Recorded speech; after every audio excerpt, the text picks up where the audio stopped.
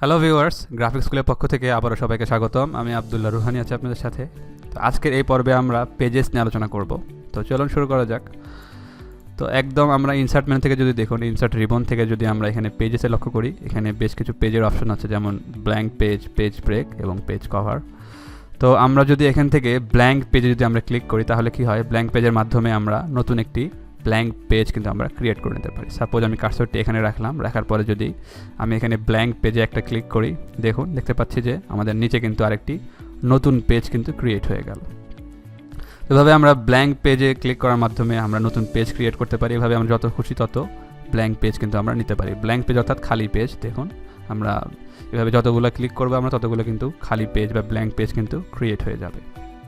তো আরেকটি যে বিষয় সেটি হচ্ছে, দেখুন আমরা আমাদের কার্সরটি যদি এখানে রাখি, এখানে রাখার পরে যদি আমরা এখান থেকে ব্ল্যাঙ্ক অর্থাৎ এই যে আমাদের প্যারাগ্রাফ আমি নিচে কিছু প্যারাগ্রাফ রেখে যদি আমি এখানে এই কার্সরটি এখানে রেখে যদি ব্ল্যাঙ্ক পেজে একটা ক্লিক করি, দেখতে পাবো আমাদের এখানের নিচে যেই টেক্সটগুলো ছিল সেই টেক্সটগুলো কিন্তু সে সহকারে নিয়ে একটা নতুন একটা পেজ কিন্তু সে ক্রিয়েট করবে, এবং ওই যে নিচে টেক্সটগুলো ছিল সেগুলো কিন্তু সে আরেকটি পেজে কিন্তু পাঠিয়ে দিবে।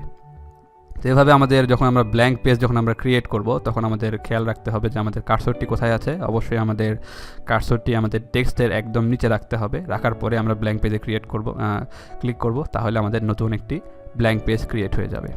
তো আমরা এখানে ব্ল্যাঙ্ক পেজ এখানে ক্লিক করার মাধ্যমে আমরা ব্ল্যাঙ্ক পেজ ক্রিয়েট করতে পারি। আবার আমরা এখানে জাস্ট কার্সরটি রেখে আমরা যদি কিবোর্ড থেকে Ctrl+Shift+Enter যদি আমরা প্রেস করি, দেখুন তাহলে কিন্তু নতুন ব্ল্যাঙ্ক পেজ কিন্তু চলে আসতেছে। তো আমরা শর্টকাটেও কিন্তু ব্ল্যাঙ্ক পেজ নিয়ে আসতে পারি। আমি Ctrl+Z দিচ্ছি।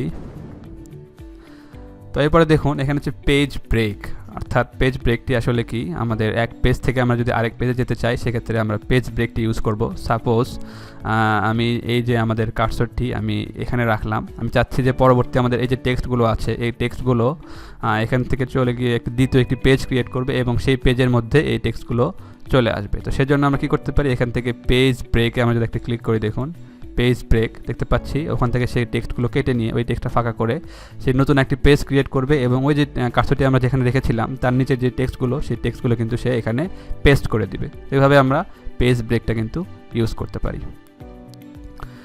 এরপরে দেখুন এখানে কাভার পেজ নামে একটি অপশন আমরা দেখতে পাচ্ছি। আমরা যদি কাভার পেজের এখানে একটা ক্লিক করি, দেখুন এখানে অনেকগুলো কিছু বাই ডিফল্ট কিছু কাভার পেজ এখানে দেওয়া আছে। আমরা মোর কাভার পেজ ফ্রম মাইক্রোসফট ওয়ার্ডে ক্লিক করে কিন্তু ওদের মাইক্রোসফটের অফিসিয়াল পেজে গিয়ে কিন্তু আমরা অনেকগুলো কাভার পেজ কিন্তু ডাউনলোড করে নিতে পারি, যদি আমাদের পিসির সঙ্গে ইন্টারনেট কানেকশন থাকে তাহলে।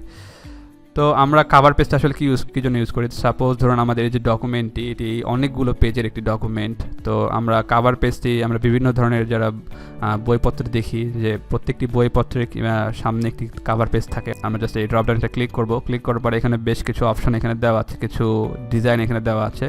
আমাদের যেটি করতে হবে, জাস্ট আমরা সাপোজ আমি এই যে কাভার পেজটি এটি আমি নিব, এই ডিজাইনটা আমি নিব, জাস্ট আমি এখানে একটা ক্লিক করব, দেখুন সঙ্গে সঙ্গে দেখতে পাচ্ছি যে আমাদের একটা কাভার পেজ কিন্তু চলে আসছে। আমরা এখন কী করতে পারি, এখান থেকে একটা টাইটেল এখানে জাস্ট ক্লিক করে আমরা এখানে আমাদের টাইটেলটা কিন্তু পরিবর্তন করে দিতে পারি।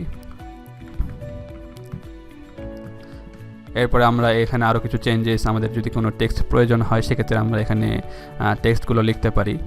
এখানে আমরা টেক্সট পরিবর্তন করার পরে আমরা এই অবস্থায় সবগুলো পেজ যদি এখন আমরা প্রিন্ট করি, তাহলে কি হচ্ছে, আমাদের একটা ফ্রন্ট পেজ কিন্তু আমরা পেয়ে যাচ্ছি। খুব সহজেই কিন্তু আমরা একটা ডিজাইনকৃত ফ্রন্ট পেজ কিন্তু আমরা পেয়ে যাচ্ছি।